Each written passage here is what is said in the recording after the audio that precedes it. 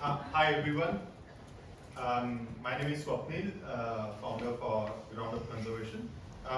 What we essentially do is work with the grassroots organizations based in Asia, um, pretty much into the NGO or non-profit sector, but building and that organization to do what they do even better. How we do that thing is we are much more action focused. So whatever the research, whatever the publications, whatever the data exists, we assemble it together and try to make a sense out of it as to what could be the solution for that particular landscape. To do that thing, we work on a very bottom-up approach by means of which like grassroots partners but also the local communities are the solution providers into everything that we design and do and execute. Alongside that, we also build the conservation enterprises. These are nature-based enterprises where local communities or the indigenous people have the highest stake in whatever the businesses are.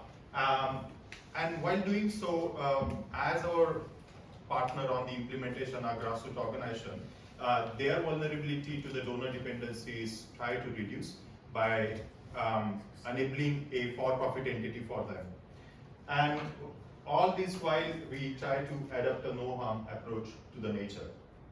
The problem that we failed, having worked in the development sphere for past 15 years, is that more than 70% of our landscapes, which are very high in biodiversity, are not really managed. Lands are the limiting factor in conservation. Each piece of parcel is owned by one or the other entity. But how do we exactly aggregate that thing? Who exactly does the execution? Governments, as we know, are prone to the corruptions. There's quite a lot of lethargy around that thing. Could the grassroots organization be a partner? And because of all these underlying assumptions, most of the landscapes are not performing to the promises of biodiversity conservation. Most of the wildlife are coming out of the protected areas and venturing into the local communities. To do so that, could the grassroots organization provide a way?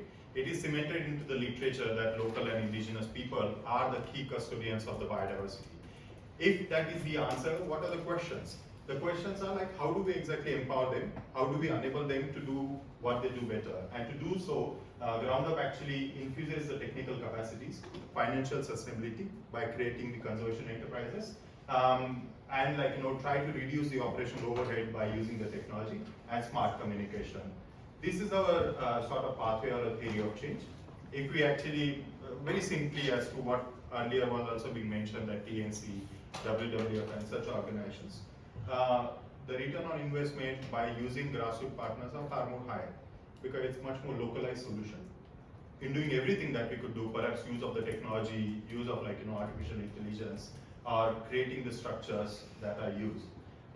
Some of the packages that we have are grassroots development, that's the entry point, then large landscape management, then the conservation enterprises. These are all done along with the grassroots partners. These are civil society organization, indigenous people groups or local communities. The major driving factor for us is that while we work with the grassroots organizations, ultimate goal is to increase the biodiversity conservation outcomes. And this is the central pillar, landscape management for wetland restoration, grassland restoration, and forest restoration. We have got demonstrable sites in each of these spheres in landscape management. Some of the flagship initiatives are on wetland restoration, where the restoration started with the local communities, with the local grassroots organization, created quite a number of the jobs or the livelihood days. There was also once the restoration happened, the species turnover has increased quite tremendously. All the while adapting that how can local people own that entire process and see and realize the benefit that this actually contributes into both livelihood as well as the returns on biodiversity.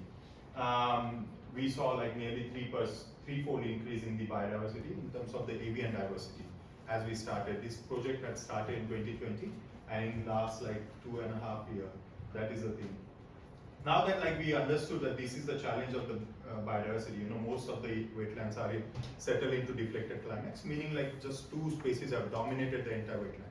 So to reduce that part, we deploy these local people, and now we are creating a biocomposting unit so that the local fertilizers, as was also mentioned by Mark, they are available locally at a cheap rate. and the circularity can be actually established. And the problem of wetland is like a byproduct or a input to the agriculture systems. These are some of the recovery trends on biodiversity. Most of them are non-residents and like the migratory birds. Another flagship initiative working with the women group in Pangi in Himachal Pradesh. Another remote areas, 60 indigenous women got the employment. There are some revenues that have already started to come in. These are our partnership landscape, the grassroots, government, some equity and development and technology partners. On technology, we are also working pretty much similar to what Ash had already presented, like square unit, but just that the units are bigger because the animal that we are dealing with are like elephants, dolphins and other. So the per unit areas are slightly different.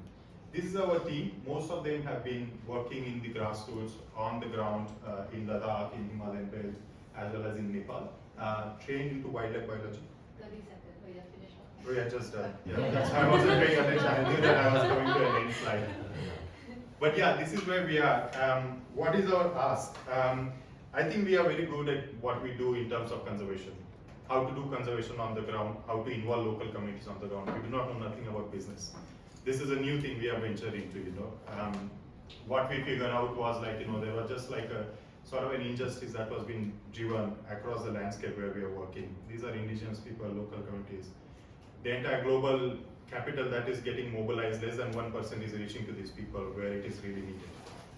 And if we really want to make it sustainable and really be honest with ourselves, I think these are the pathways, not as 100% alternative, but just an addition to what we have been already doing. So this is the thing, and the kind of help that we need is actually to figure out what are these business languages, When we speak with the people who are from the business community or the investor teams, we do not really know that language. And this is where we actually need support and help. Thank you. Thank you so much.